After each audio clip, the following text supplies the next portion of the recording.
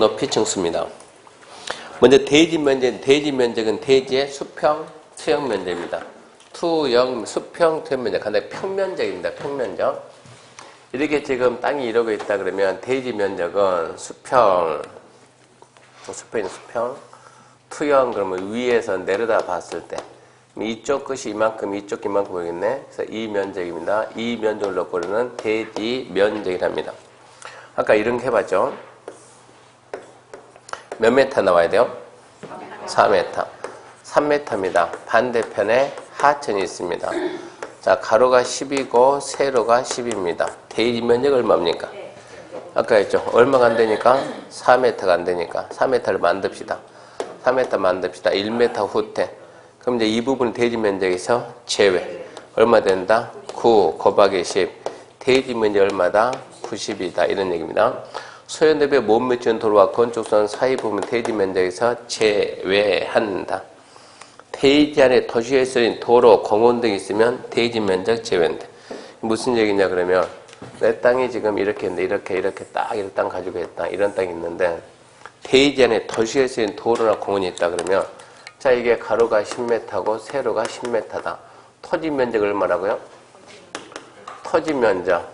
땅 면적은 100. 딱 봤더니 토지 이용계 확인서를 딱 떼보니까 이러고 빨간색 이렇게 쫙 이렇게. 이런 걸 보고 우리가 뭐라 그래요? 예정도로입니다. 예정도로. 빨간색 도로는 전부 다 예정도로요. 예정도로 해가지고 이러면 소로, 이류, 이거 뭡니까? 저촉. 이 땅은 소로 이류라는 도로에 포함되어 있다.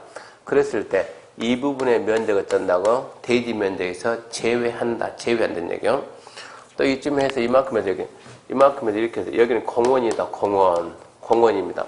공원도 뭡니까? 도시계 시설. 이 부분의 면적도 대지 면적에서 제외한다. 대지 면적은 남아있는 것만 가지고 한다. 남아있는 게 얼마요? 그럼 계산해봐야지.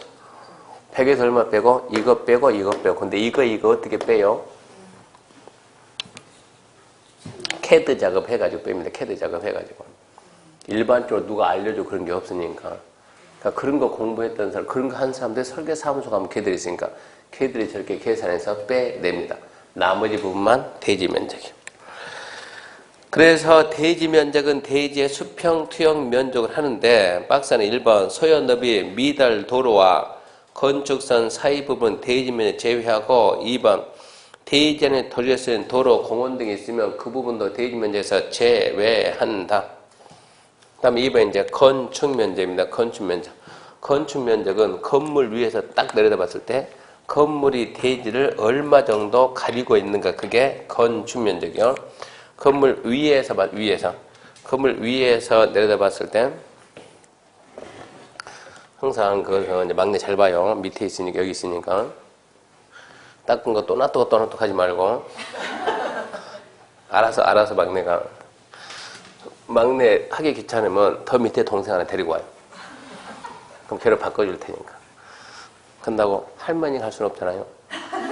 엄마 시킬 수도 없고. 그 집에서 청소를 합니까? 네. 응.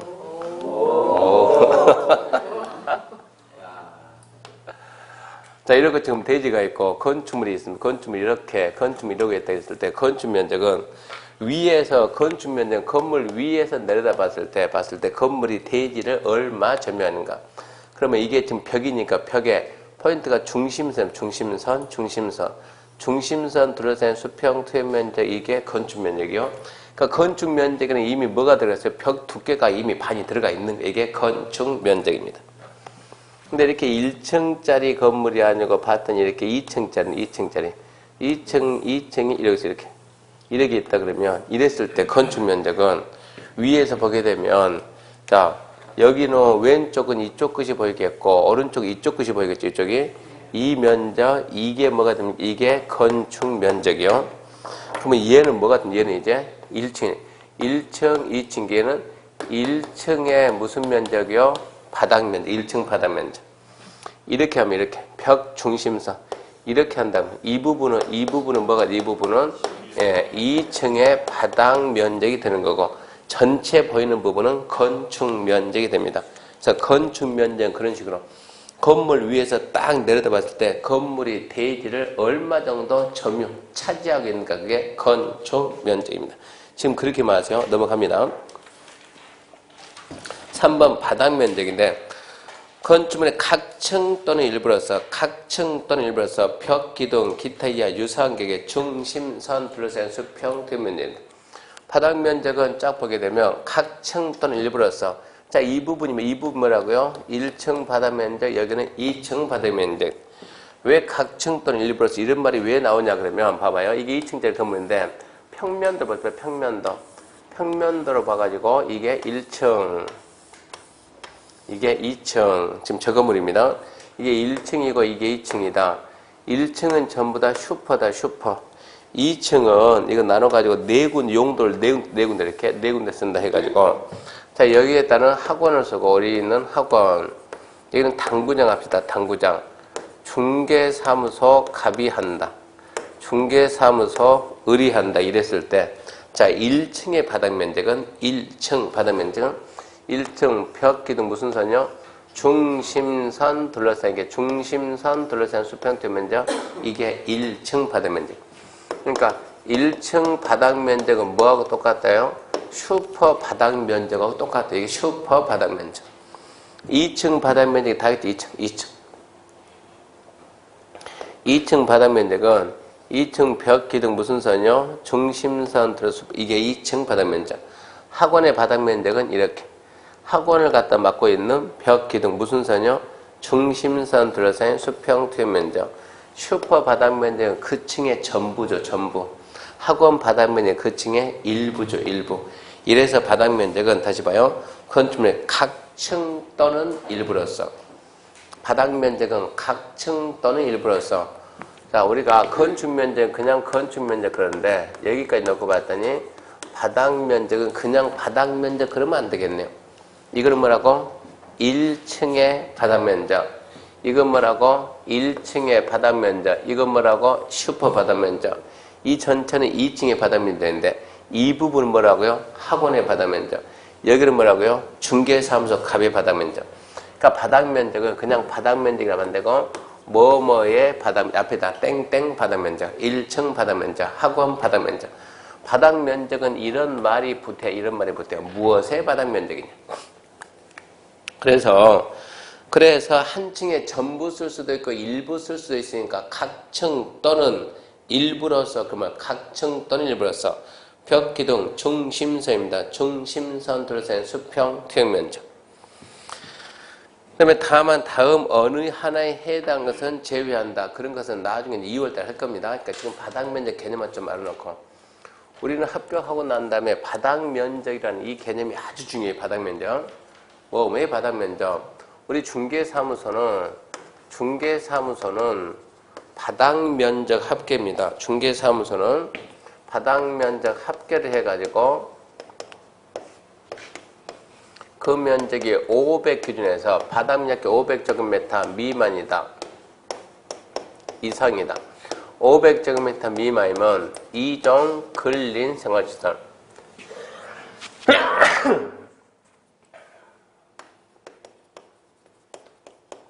500 이상이면 업무고 500 미만이면 2종 근생이다. 이건 무슨 얘기냐 그러면 봐요.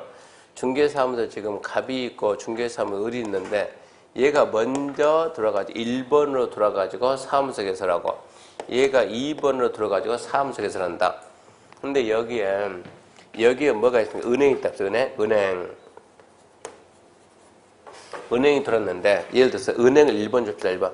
은행이 제일 먼저 이 건물 딱 지니까 은행이 1번 들어왔고 얘가 2번 들어왔고 그래도 번호가 있는데 갑이 2번째로 들어왔고 을은 이제 3번째로 들어오려고 하는 거예요.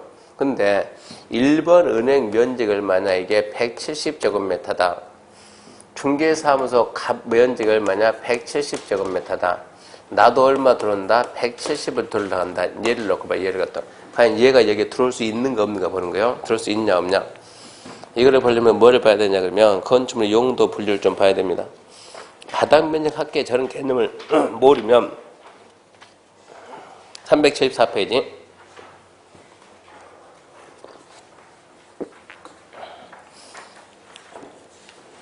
374페이지 보면 4호 2종 근성에서 중개사무소가 몇 번에 있습니까? 네, 14. 14입니다. 14. 맨 밑에 있죠? 금융업소, 사무소, 부동산, 중개, 사무소 있나요? 결혼상담소 등 소개업소, 출판사 등 일반 업무실에서 같은 건물의 해당 용도에 쓰는 바닥면 합계 500 미만인 것. 그것은 금융업소 따로, 사무소 따로, 중개사무소 따로가 아니고 전부 다 더한 거예요. 더한 거. 그럼 따로따로 개념이 아닙니다. 거기 있는 것들 싹 다 해서 500 미만이 뭐라고요? 이종근세. 싹 다 해서 500 이상이면 얘가 업무가 돼요. 업무가. 500 이상이면 업무로 넘어간다고.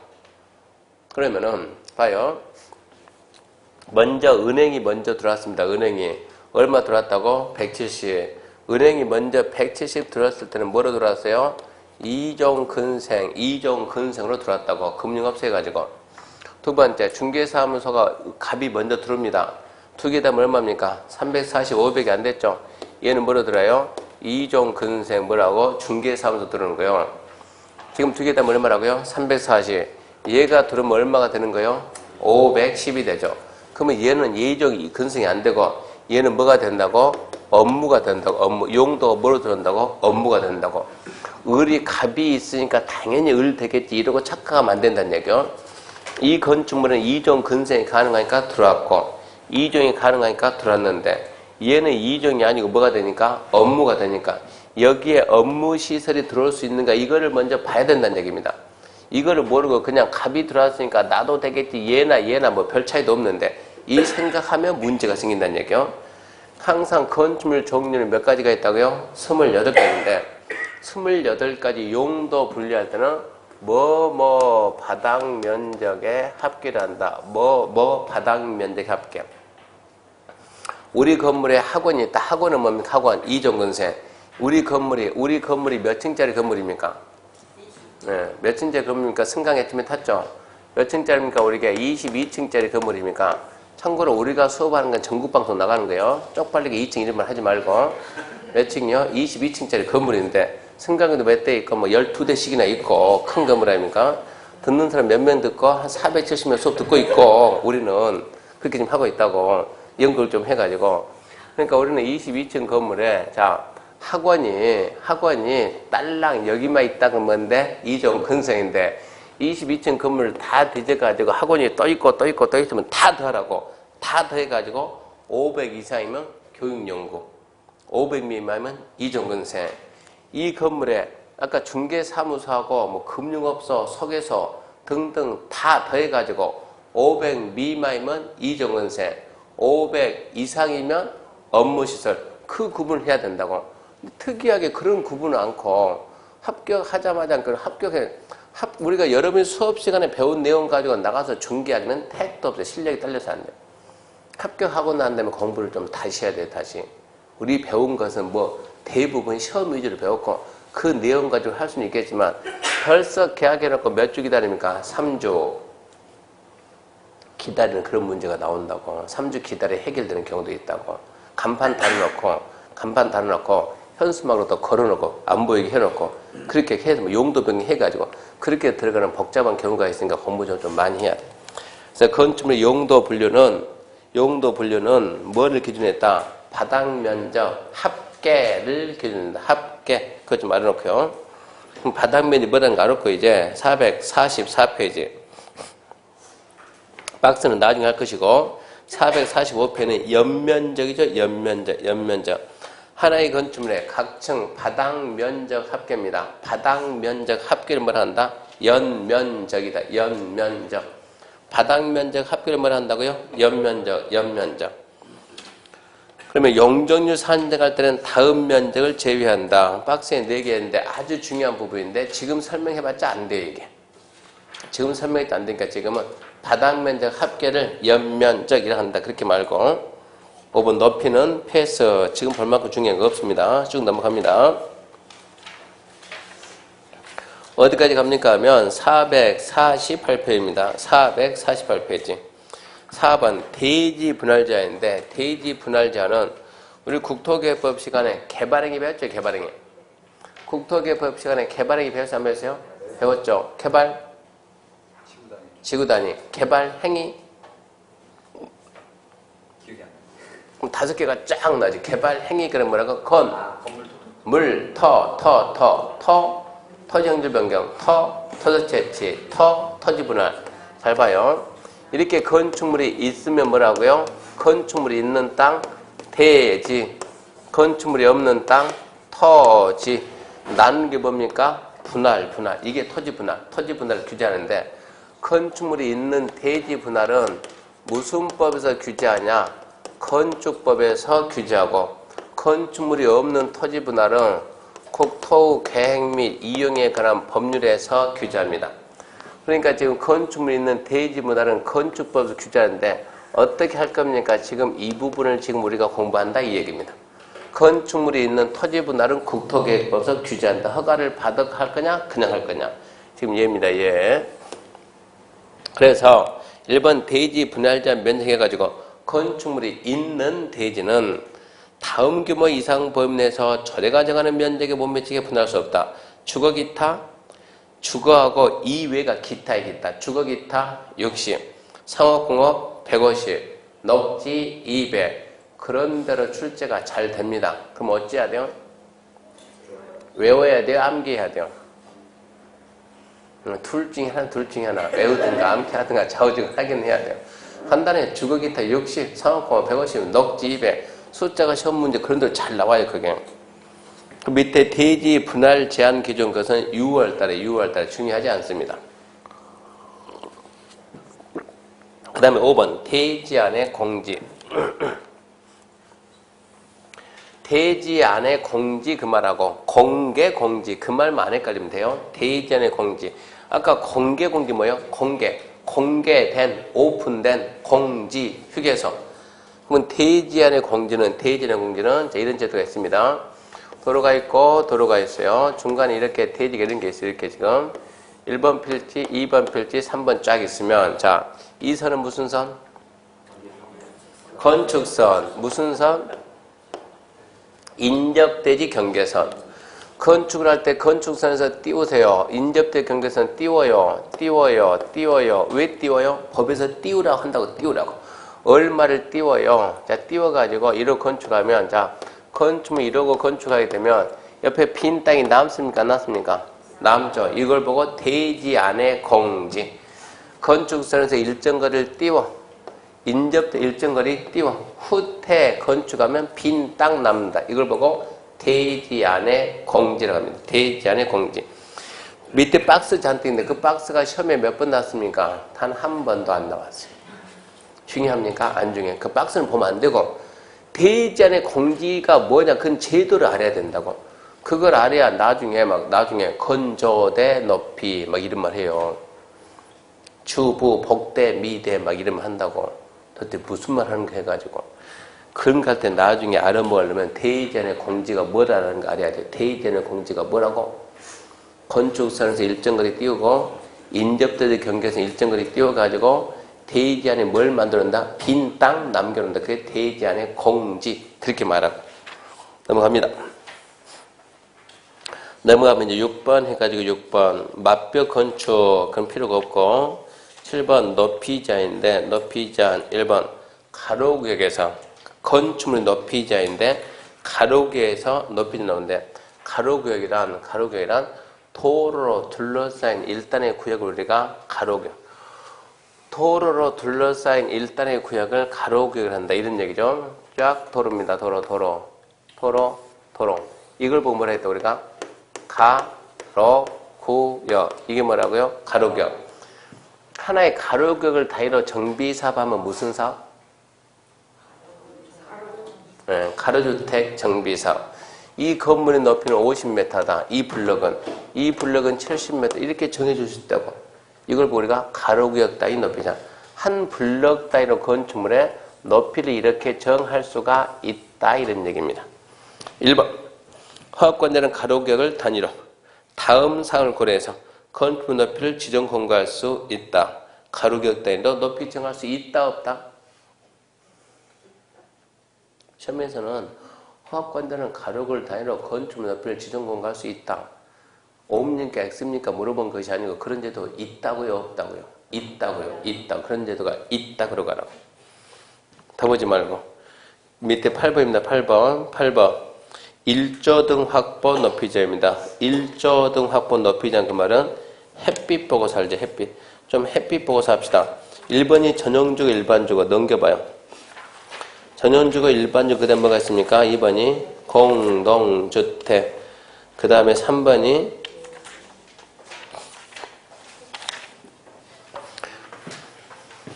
자 먼저 이제 우리가 1조등 확보 높이자 하려면 이건 틀을 좀 잘 잡아야 돼요. 1조 확보 높이자는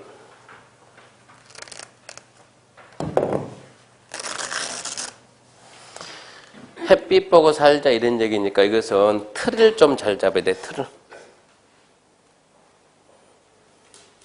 먼저 전용주거 일반주거니까 전용주거 일반주거 두 번째 공동주택 그 부분을 정리할 때는 자 이런 식으로 해야 됩니다.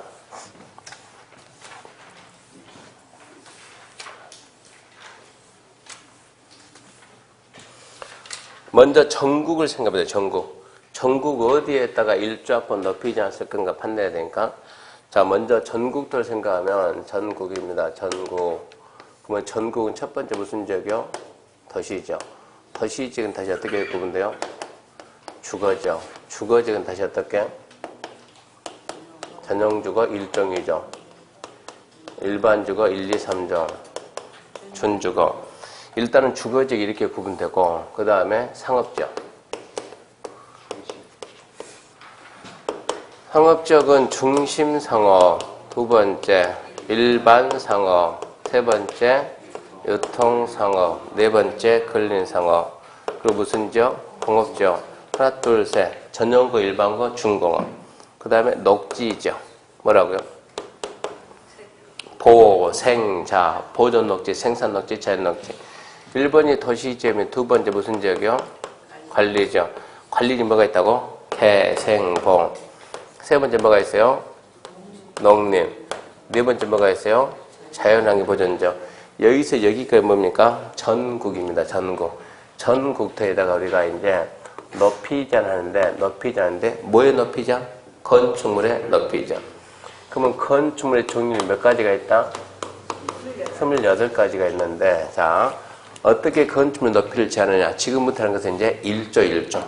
28가지에다가 뭐 보라고? 햇빛 봅시다 했지. 1조 확보 높이 제한, 1조권 확보, 1조권이요. 햇빛 높이 제한 어떻게 하냐면 먼저 전용주거, 일반주거 두 개 용도지역이요. 전용주거지역, 일반주거지역 두 개 지역은 28가지 중에서 무슨 건축물 건축하든 간에 모든 건축물에다 1조 확보 높이 제한을 적용한다. 이거 뭔지 알아요? 전용주거, 일반주거에는 무슨 건물? 모든 28가지 중에 뭐 하든 간에 좌우지가 어쩐다? 1조 확보 높이 제한을 적용한다. 그럼 나머지 준주거부터는? 준주거부터 어디까지 해야 돼요? 자연환경 보존지역까지는 28가지 중에서 딱 하나만 씁니다. 하나만. 28가지 중에서 뭐만 쓰냐 그러면 공동주택만 1조 확보 높이 제한 적용한다. 이걸 먼저 잡아야 돼요. 전용주거, 일반주거에는 모든 건물에다가 1조 확보 높이 제한 적용하고 나머지 전용주거, 일반주거 뺀 나머지 지역은 뭐만? 공동주택만 하는데 그 나머지 지역 중에서 중심상업, 일반상업은 공동주택이다 하더라도 1조 적용을 안 한다. 이게 잘 나와요. 전용주거, 일반주거는 무슨 건물? 모든 건물. 전용주거, 일반주거는 모든 건물에 다 쓰고 중심상업, 일반상업은 모든 건물에 다 안 쓰고 4개를 뺀 나머지 지역은 뭐만 한다? 공동주택만 1조 높이 적용받는다. 그러니까 이 틀을 빨리 세워야 돼. 이 틀을. 전용주거, 일반주거는 모든 건물이 1조 높이 제한 받고 중심상업, 일반상업은 모든 건물이 다 안 받고 4개 뺀 나머지 지역은 공동주택만 받는데 어떻게 받냐 그러면 전용주거, 일반주거 안에 있는 모든 건축물은 정북입니다. 정북 방향에 따른 인접대지 경계선부터 정북 방향에 따른 인접도지 경계선부터 대통령령이 정하는 범위 내에서 조례가 정하는 거리 이상 띄워서 건축하여야 한다. 원칙. 정북 방향 띄워서야 된다. 예외 그러면 예외해가지고 예외는 정북에 대한 예외가 뭐가 나오겠습니까? 북 반대 뭐가 나왔어요? 정남. 정남 지역으로부터 이 원칙적인 범위 내에서 허가권자가 정하는 거리 이상 띄워서 얘가 지금 하여한다니까 뭐가 나오겠어요? 할 수 있다. 이 말이 나온 거예요. 원칙은 북쪽으로 띄워서 하여야 한다. 예외, 남쪽이 나오면 띄워서 할 수 있다. 나중에 문제 풀 때는 전형적으로 일반적으로는 정북 이 말이 나오면 뭐가 나오죠? 뒤에 뭐가 붙어야 된다? 하여한다. 그리고 전형적으로 일반적으로는 정남이 붙어있으면 어쩐다? 뒤에 가서 할 수 있다. 이것만 찾아내면 돼요. 그럼 이게 무슨 말이야 이게? 대일행이 정하는 범위 내에서 조례가 정하는 거죠. 대일행이 정하는 범위 내에서 조례가 정하는 거리 이상 이런 얘기입니다. 설명하면 이렇게 지금 이렇게 대지가 있는데 자 1번 필지, 2번 필지, 3번 필지다. 항상 우리는 위가 뭡니까? 위쪽은 말 안 해도 자동 위쪽은 북쪽이 북쪽. 아래쪽은 항상 뭐고? 남쪽이고. 오른쪽에 뭐가 되겠네? 동. 그러면 일조는 해 아닙니까? 해가 떠가지고 이렇게 가겠네. 동에서 남을 통해서 서로 가야죠. 그랬을 때 자 1번 필지에다 건축을 하고 2번 필지에다 건축을 하고 3번 필지에다 건축을 했을 때 자 정상적이면 햇빛 보기 위한 창이 동서남북 어디로 갈까요? 남면. 이쪽 이렇게. 여기도 이쪽을 보겠지. 여기도 이쪽을 보겠지. 이렇게 하는데 1번 필지 건물이 높아버리면 얘가 높게 가게 되면 2번이 해를 봐야 못 봐요? 못 보지. 2가 높게 올라오면 3번이 봐야 못 봐요? 못 보지. 어떻게 2를 눌러야 3번이 해를 볼 것이냐? 어떻게 1번을 갖다 눌러놔야 2가 해를 볼 것이냐? 이게 고민스럽다. 어떻게 할 거냐? 그래서 원칙은 어떻게 했다? 지금 이 지역은 무슨 지역? 전형주거, 일반주거. 원칙은 이쪽이 무슨 쪽? 북쪽. 여기가 무슨 쪽? 북쪽. 여기가 무슨 쪽? 북쪽. 북쪽 방향으로 뭐 하냐? 일정한 거리를 제한하겠다. 북쪽 방향 거리 제한한다. 어떻게 제한을 할 거냐? 건물이 높으면 북으로 많이 뛰라고. 낮으면 조금만 뛰고 높으면 많이 뛰라고. 어떻게 될까 하면 이 높이를 높이가 9m 이하면 1.5m 이상을 띄우고 높이가 9m를 초과하면 건물 높이의 2분의 1 이상을 띄운다. 간단해요. 9m 이하면 얼마 띄우고? 1.5m 이상. 9m 초과하면 높이에 건물 높이 얼마 띄운다? 2분의 1을 띄운다. 이거를 위에서 봤을 땐 저역인데 이거를 갖다가 측면에서 옆에서 바라보면 어떻게 생기냐 그러면 자 여기까지가 우리가 1번 필지, 여기까지가 2번 필지, 이쪽이 3번 필지다 그러면 이 선은 뭐로 보고? 이 선은 대지 경계선을 보고 2번 필지에다 건물을 이렇게 지났대. 건물을 이렇게 2번 필지에다 건축했다. 건축을 쫙 해놓고 햇빛 보기 위한 창의 베란다가 지금 1번이 봤을 때 여기는 뭐예요? 북쪽. 2번 필지가 봤을 때 여기는 뭐예요? 남쪽. 그러면 햇빛 보기 위한 창이 남으로 가야 돼요? 북으로 가야 돼요? 남으로 가야지. 그러니까 2번 필지 봤을 때 햇빛 보기 위한 창, 햇빛 보기 위한 창이 전부 들어갔다? 남쪽 갔다. 그러니까 이쪽이 이쪽에 채광창, 햇빛 보기 위한 창, 베란다가 지금 전부 다 남쪽에 있어요. 근데 지금 이 선은 지금 무슨 선이고?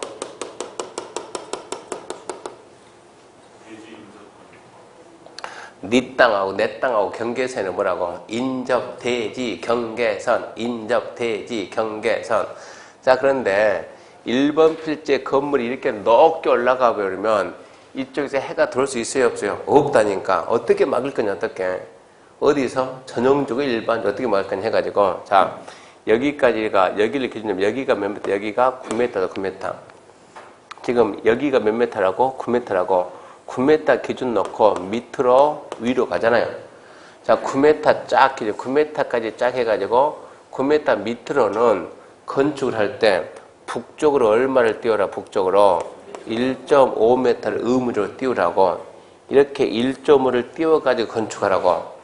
9m를 넘어가면 높이의 2분의 1이다 그러면, 자, 이쯤 가게 되면, 이쯤 가면 여기가 몇 m? 20m 말이야. 20m다 그러면 인접들의 경계에서는 얼마를 띄운다고? 최소 10m를 띄운다고. 10m를. 만일에 이쯤 해가지고 여기가 10m다 그러면 얼마를 띄운다고? 경계선으로 5m를 띄운다. 이런 식으로. 이렇게 하면 건축물이 이런 식으로 이렇게. 이런 식으로 하면 건물을 지어도 건물이 이런 식으로 오기 때문에 해가 구조적으로 이렇게 들어올 수가 있다는 얘기예요. 9m 이하 되는 부분은 얼마를 띄우라고? 1.5m.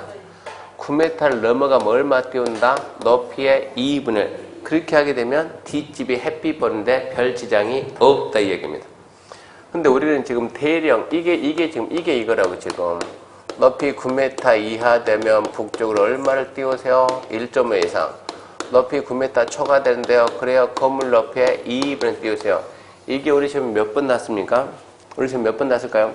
한 번도 안 나왔어요. 한 번도 안 나왔는데 원래는 기준이 4m, 8m, 8m 초과, 4m 이하, 8m 이하, 8m 초과. 이거를 최근에 개정해가지고 9m 이하, 9m 초과. 개정하고 난 다음에 아직 안 나왔다는 얘기입니다. 그러니까 나중에 혹시 모르니까 암기해야 돼요. 암기 어렵나요? 9m 이하면 1.5 이하고 9m 초과하면 높이에 2b의 2분의 1 이상이다. 간단합니다. 그런 얘기입니다. 남쪽은 나중에 또 설명하기로 하고. 그 다음 두 번째 이제 공동주택인데, 공동주택 봅시다. 공동주택. 452페이지 보면 452페이지 자 밑에 양갈 2번 공동주택. 자 박스에 1번. 박스 보기 전에 그 위를 먼저 볼게요. 공동주택. 다음 어느 하나에 해당하는 공동주택 가로 안 읽어보세요.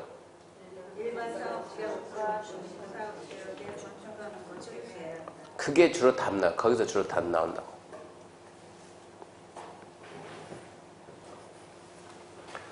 자, 공동주택은 이거 공동주택은 어선 안 한다. 중심상업, 일반상업은 제외한다. 근데 이번 시험처럼 문제가 공동주택은 일반상업에서 어쩌고 저쩌고 높이 제한 받는다. 안 된다고. 공동주택이라 하더라도 일반상업, 중심상업에서는 높이 제한 적용을 안 합니다. 공동주택은 첫 번째 채광창이 있는 벽 직각 방향에 따른 인접대지 경계선부터 두 번째 하나의 대지 안에 2동 이상 있을 때 이것을 우리가 인동거리 그래요. 동과 동 사이 거리에서 높이 제한 받는다. 채광창이 있는 벽 직각 방향에 따른 인접대지 경계선부터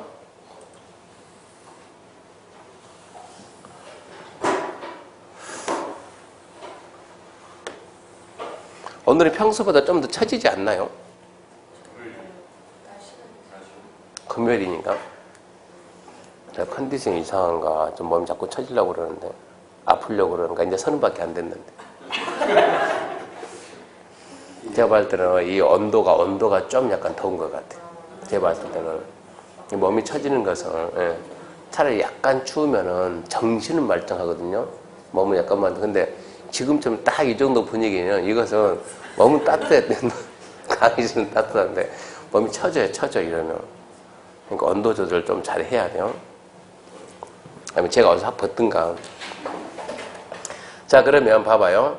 채광창이 있는 이거 무슨 얘기냐 그러면 구체적인 건 나중에 할 거니까 지금 이런 제도가 있구나 이런 제도 있구나 그 정도 생각하자고요. 채광창이 있는 병이 이런 얘기입니다. 봐봐요.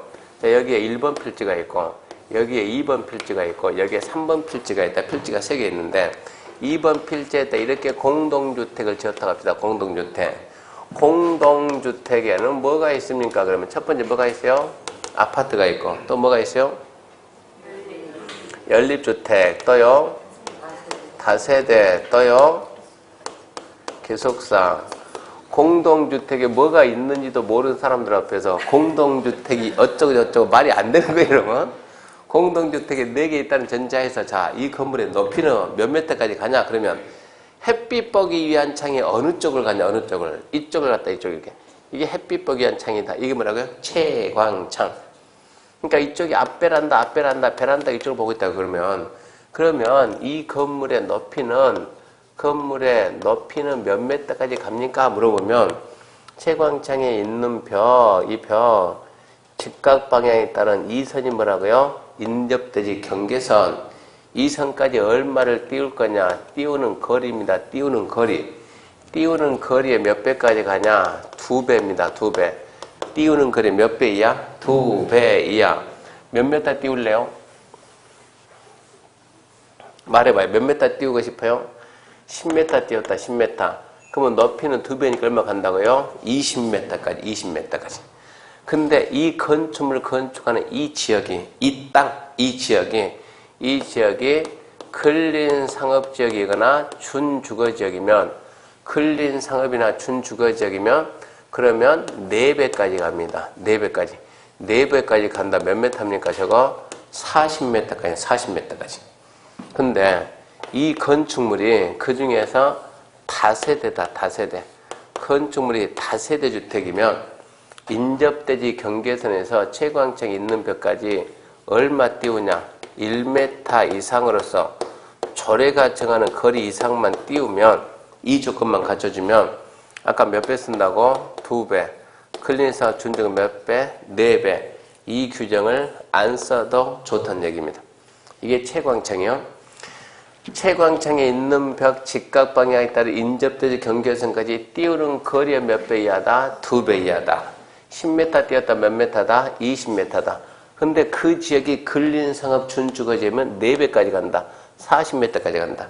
근데 이게 아파트 연립 다세대 기숙사 중에서 다세대다 그러면 굳이 그렇게 많이 하지 마라. 다세대면은 경계선부터 얼마 이상? 1m 이상으로서 조례가 정하는 거리만 띄우면 2배지 4배니 안 써도 좋다 이런 얘기입니다.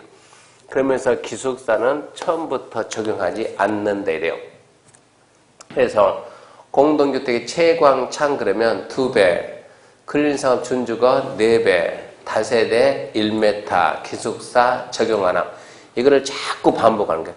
무슨 말인지 알았으면 채광창 그러면 2배, 근린상업 준주거 4배, 다세대 1m, 기숙사 적용 안 함. 그렇게만 알고 있으면 문제 풀 때 하등의 지장이 없다는 얘기예요. 그럼 인동거리는 하나의 대지에 2동 이상 이것은 아파트 단지. 아파트 단지를 좀 연상해보자고. 그러니까 아파트 단지가 있다 그러면 자 여기에 이렇게 해서 101동이 있다. 101동 뒤에다 이렇게 해가지고 102동을 지어놓고 옆에다 이렇게 해서 103동을 지어놓고 뒤에다 이렇게 해가지고 104동을 지었다. 104동. 자 햇빛 보기 위한 창이 101동이 이렇게 남쪽 앞에 여기 보고 있고 102동도 여기 보고 있고 103동도 여기 보고 있고 104동은 여기 보고 있는 거예요. 이러면 1, 2, 3, 4 중에서 햇빛 보는데 지장이 있는 게 몇 동입니까?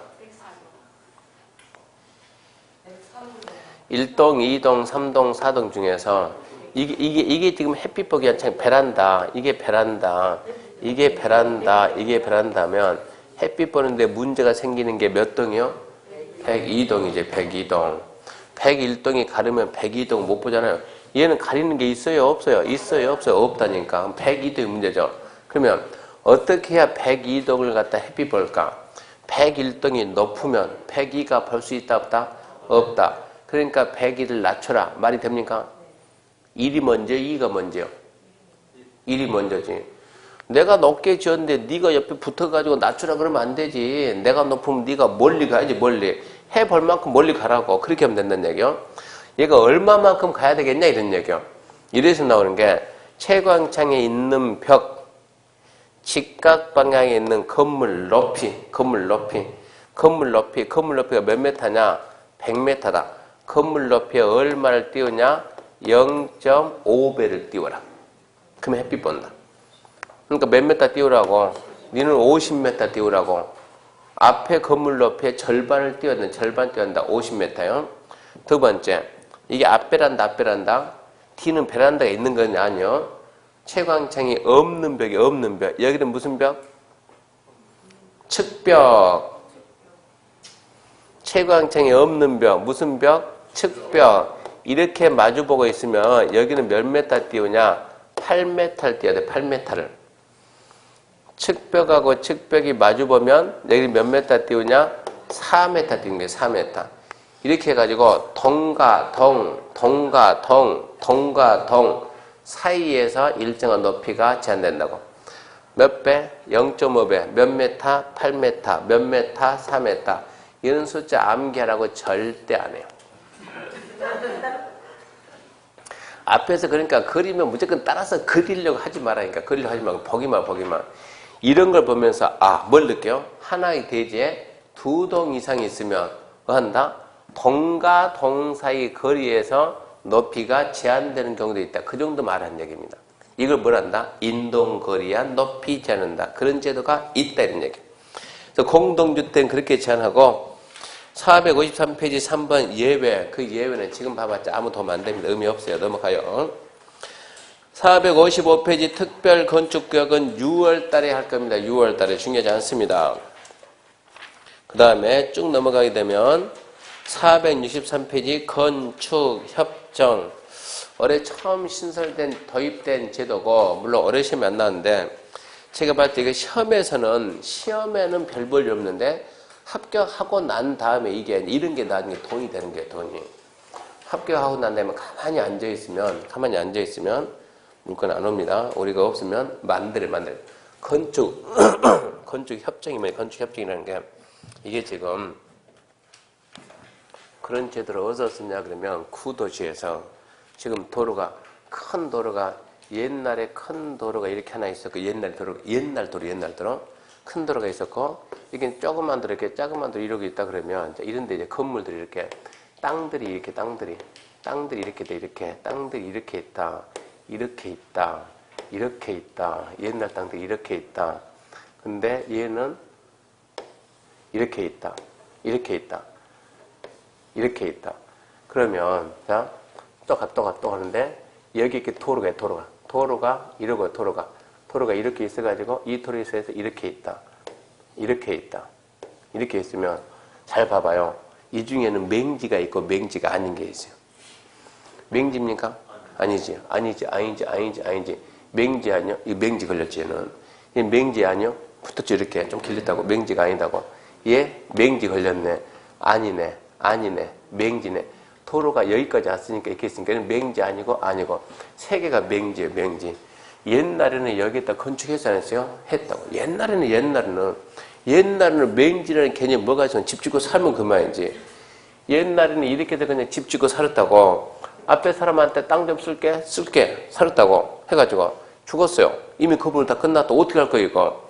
근데 지금 와서 여기에다 다시 하려면 이제 개축은 되겠지만 여기 건물 1층짜리 땅 면적, 예를 들어 땅 면적은 100평인데 건물이 20평 있었다. 철가고 50평 짓자. 이거 신축이 되거든요. 허가가 안 나온다고 이제. 그러면 이런 땅들을 어떻게 할까? 이게 문제예요. 이런 땅을 어떻게 할 거냐. 도로가 이러고 지금 땅 모양새가 이러고 있는 데하고 쫙 해가지고 도로를 갖다 이렇게 또 쫙 만들어주고 이렇게 필트를 이렇게 끊는 데하고 도로가 있으니까 또 샥 연결해서 도로를 좀 샥 만들어주고 또 이렇게 끊어놓는 게 이렇게. 어디가 보기 좋습니까? 여기는 한마디로 뭐가 끝났고 여기는 정비사업이 끝났고 이제 한마디 지금 재개발 재건축했다는 얘기요. 됐어요 안 됐어요? 안 됐어요. 이 상태에서 지금 재개발 재건축해야 되는데 경기가 어려워. 경기가 안 좋아요. 안 좋다 보니까 이런 건물에 또 어떻게 좀 지어가지고 좀 더 활용 높였으면 쓰겠는데 이게 건축이 쉽게 생각하지 안 된다는 얘기입니다. 그때는 이 두 개를 잡든가 아니면 세 개를 잡아가지고 이렇게 셋이 모여서 뭐 하는 거예요? 건축협정 맺어. 건축협정 맺는데 예를 들어서 이 땅을 좀 더 이걸 좀 줄여봅시다. 줄여가지고 자 이만큼 해가지고 이렇게 이 땅에 1번 필지, 2번 필지, 3번 필지다. 1번 필지는 도로 옆에 붙어가지고 전면도 넣고 쓰기가 좋은데 1번 필지가 예를 들어서 50평이다. 2번 필지는 뭐 17평이다. 12평짜리 해서 뭐 하겠습니까, 이거? 이 필지 쓸모가 없고, 얘는 70평이다. 큰데 어쩐다고? 도로가 없다. 쓸모가 없잖아요. 세 개를 묶어가지고, 셋이 묶어서 뭘 만든다? 건축 협정을 묶게 되면 셋이 하나의 대지가 되는 거예요. 합병 안 한 상태에서, 합병 안 하면 하나의 대지 있냐 건축하게 되면, 만일에 이 대지를 건축한다 그러면 이 선이 무슨 선이요? 인접대지 경계선. 아까 띄운다 안 띄운다? 띄운다고. 인접대지 경계선 띄우면 얘가 건축할 때도 이만큼 띄워야 되고 얘가 건축할 때도 이만큼 띄워야 되고 의무적으로 공간이 남다 보니까 용적률을 다 찾아 먹을 수가 없는 거야. 이거 띄워놓고 이러고 건축하고 띄워서 이렇게 의무적으로 띄워야 돼. 이러다 보면은 용적률 갖다가 용적률 500을 줘도 띄우다 보니까 500을 찾아 먹을 수가 없다고. 안 띄운다 그러면 붙이면 이렇게 붙이면 용적률 얼마든지 찾아 먹을 수가 있다고. 건물을 위에다 건물을 이렇게 한 동, 두 동, 세 동을 짓든 마음대로 짓대 지하를 전부 다 하나로 묶을 수 있는 지하를 하나 묶을 수 있는 세 개를 갖다 하나로 봐가지고 주차장을 동시에 만드는 거예요. 이렇게 지금 봐요. 딱 해가지고 자 앞에 좀 이렇게 대지가 있고 도로가 있고 대지가 있다. 자, 이렇게 해가지고 1번 필지다. 저걸 하면 3번 필지다. 1번 필지에 건축물이 이렇게 있는데 건축물이 이렇게 해가지고 1층, 2층, 1층, 2층, 3층이다. 2번에도 3번에도 이렇게 똑같이 1층, 2층, 3층 합시다. 이렇게. 그러면 앞에 도로 있어. 도로 앞에 있는 건물이고 도로 뒤에 있는 건물이요. 도로 앞에 있는 건물이 3층이 자 3층이 보증금 마일에 1억에 월세 100만이다 그러면 뒤에 있는 T블랙에 있는 이 T블랙에 있는 3번 필지 3층은 보증금 마일에 1억에 월세 얼마 받아야 맞겠습니까?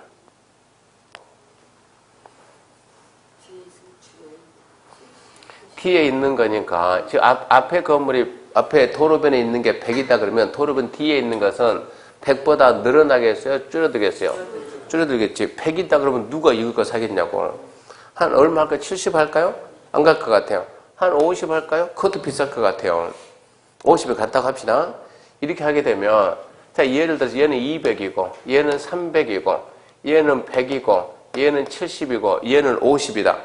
둘이 더해가지고 다 더해서 자 얼마입니까? 300, 600, 700 이거 더하면 얼마요? 820이네. 820 이거를 철거해서 건물을 다시 지어가지고 철거해서 건물을 다시 짓자 그러면 1층, 2층, 3층이니까 아예 여기에다 도로가 샥 도로가 있다 그러면 1번 필지에다 아예 얼마를 올리고 하나, 둘, 셋, 넷, 다섯 올려주고 얘를 갖다 몇 층만 짓자? 1층만 짓자. 이게 가능한 거예요. 그러니까 지금 여기에도 용적률이 300%고 용적률이 300%다 그러면 내 용적률 갖다 얘한테 넘긴다고. 얼마를 넘겨주고? 200을 넘겨주고.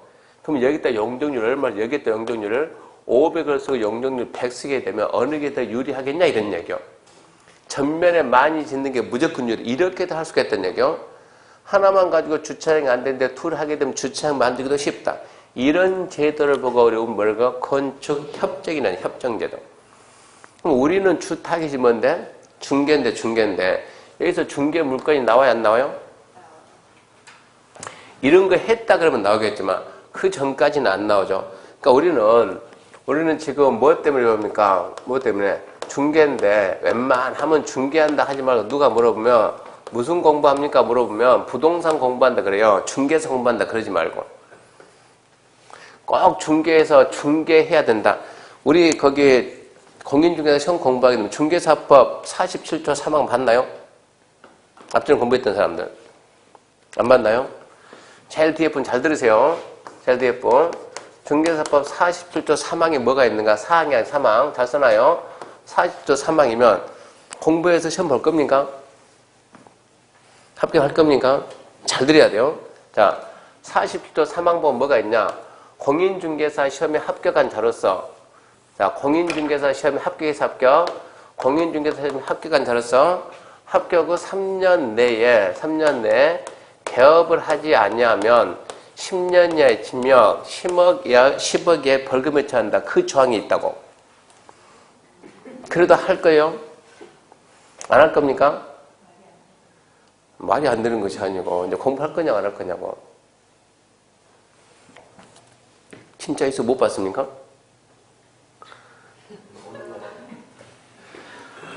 이런 조항이 있다. 합격하고 나서 3년 내에 개업하지 않으면 10년 이하의 징역 10억 이하의 벌금 잔다. 누가 공부하냐고 안 하고 말지. 단지 우리가 지금 여러분들이 배우고 있는 공인중개사 이 과정이 시험만 아니다 그러면 대한민국에서 가장 좋은 공부예요. 배운 내용들이 일상생활할 때 도움이 되는 데도 많고, 그리고 내용이 낮지 않고 내용이 너무 깊고요. 내용이 깊게 간다고, 깊게 가는데, 깊게 배우는 기간에 비해서 시간이 너무 작아요, 시간이. 깊게 배우는데 시간이 짧다고. 근데 기가 막히게 합격하는 것은 뭐냐 그러면, 우리나라 국민은 머리가 너무 좋다, 머리가. 기가 막히게. 다른 나라 국민들은 5년 할 거 우리나라면 1년 끝낸다니까? 이런 게 있다 보니까. 그러니까 굳이 나는 뭐 하려고 공부하냐? 중개하려고 이 생각을 하지 말라고. 그 중에서 합격해서 누군가는 중개할 것이고, 누군가는 뭐도 할 것이고, 개발도 할 것이고, 누군가는 분양도 할 것이고, 누군가는 경매도 할 것이고, 이거 할 거 아닙니까? 그러니까 누가 물어보면 앞으로 무슨 공부합니까? 공인중개사 공부한다. 그 말 하지 말고 무슨 공부한다고? 부동산 공부, 부동산 모든 것 다 해야 되니까. 그러니까 부동산을 뭐 한다 그러면 가장 기초 과정이 중개사 과정이요. 경매했던 사람들 전부 다 부동산 중개사 공부를 다시 더 하죠.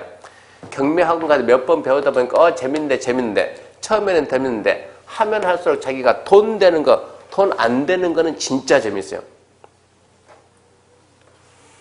모 교수가 경매하는 사람이 자기도 처음에는 경매해가지고 이게 좋더라고. 아파트가 하나 나오면 70% 남들은 경매 시험할 때 한 대 70에 잡아가지고 100에 파니까 너무 좋아한대. 요즘 이제 경매가 보편화되다 보니까는 심한 말이. 이제 아파트는 못 해먹겠다. 왜요? 그러면 이 이제 심한 표현이 아줌마들이 애 업고 와가지고 이게 100에 나올 것 같다. 이걸 막 105에 쓰니까는 어떻게 해볼 수가 없다고. 이거 받아서 도대체 뭐 할 줄 모르겠다고. 일단은 한번 받는 게 중요하니까 감정급보다 더 높게 써본다니까. 이게 100짜리가 중개사무소 가면 금매로 나오면 90에도 나오는데, 금매는 더 심한 것은 80에도 나오는데 왜 경매 시장만 갔다 오면 더 높게 쓰냐고. 차라리 그럴 바에 뭐 하지? 중개사무소 가서 부탁을 하지. 이것 때문에 경매 못 얻먹겠다 이러나온 거야. 그러니까 이분들이 해가지고 하나 재미 보고 그 다음에 좀 재미 보다가 이게 좀 이제 100이 아니고 나도 이제 실력이 있으니까 나도 70에 받아야지, 60에 받아야지, 50에 받아야지. 이제 이거 받으려니까 이제 복잡한 거예요. 유치권이 어쩌고저쩌고 뭐 법적이 어쩌고저쩌고. 어이구 안 되겠네. 그래가지고 전부 다 다시 어디로 와요? 공인중개사건으로 다시 와요.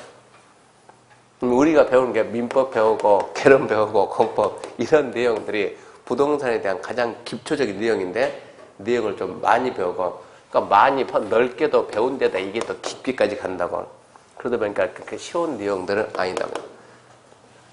앞으로 건축협정이란 그 제도는 몰라. 6월달에 설명해 줄지 않을지 모르겠는데 6월달 가게 되면 합격했다는 전제하에서 가볍게, 시험 출제 가능성이 없으니까 가볍게 이런 제도 있으니까 합격하고 난 다음에 쿠시가지에 있는 분들 이거 좀 써먹으세요. 이거 활용해야 되니까. 옆에 누가 하나 끼고, 건축사 설계사 하나 껴놓고, 그러고 난 다음에 어쩐다고요? 하게 되면 충분히 서로한테 이익이 될 수가 있다. 건축사는 일해서 되는 거고, 건축을 못하는데 되는 거고, 쓸모없는데 건물을 넓게 줘 수익을 남기니까 좋은 거고, 나는 그 분양하면 더 좋은 거고, 임대하면 좋은 거고, 서로같이 좋은 거니까 그 제도를 나중에 활용해보자고요. 그런 측면에서 가볍게 설명할게요. 그리고 468페이지 보칙 벌칙에서 1번 감독 6월 달에 설명 안 해주고 읽어보세요 그럴 거예요. 2번 위반 건물에서 6월 달에 설명 안 해주고 읽어보세요 그럴 거예요. 3번 이행강제금은 6월 달에 한번 설명해 줄 거예요. 중요한 게 아니니까. 472페이지 4번 보면 기존 건물에 대해서는 설명 안 해주고 6월 달에 한번 읽어보세요. 그때는 읽어보지도 말한 얘기예요. 그 다음에 5번 건축 분쟁 전문위원회. 혹시 모르니까 6월 달에 한번 해볼 겁니다. 가능성이 희박하지만. 넘겨보면은 477페이지 6번 벌칙 나오는데 벌칙 공부하면은 안 돼요. 벌칙 공부하면 중개사 공부 이제 때려쳐야 돼요. 할 수가 없어요. 너무 많아가지고. 공법에서 벌칙은 2년이나 3년 되면 벌칙 하나 나옵니다. 공법, 여러분들이 공법 벌칙을 하고 싶으면, 공법 벌칙 하고 싶으면, 그럼 중개사법 진도 다 끝났어요? 안 끝났어요? 그럼 중개사법 벌칙 했어요? 안 했어요? 하고 있습니까? 그 벌칙이 많아요? 작아요? 많습니까? 거기에 또 곱하기 6배 그럼 뭡니까? 그게 공법의 벌칙, 공법의 벌칙. 중개사법 하나도 하기 힘드는데 무슨 공법까지 하냐고. 벌칙은 포기, 내든가 말든가. 근데 내면 어째요? 틀리게 뭐 틀리면 맞추면 되지. 포기하고 어디 맞춰요? 나중에 888 전법 맞추면 돼. 888. 888 해서 맞추면 되니까. 포기. 그 다음에 이제 5편 뭡니까? 주택법. 그래서 오늘 수업은 여기까지 하고, 다음 주는 주택법하고 주야 통합해가지고, 주택법하고 농지법하고 가볍게 해가지고 입문까지 하는 걸 하고, 자, 오늘 수업 마치겠습니다. 수고하셨습니다.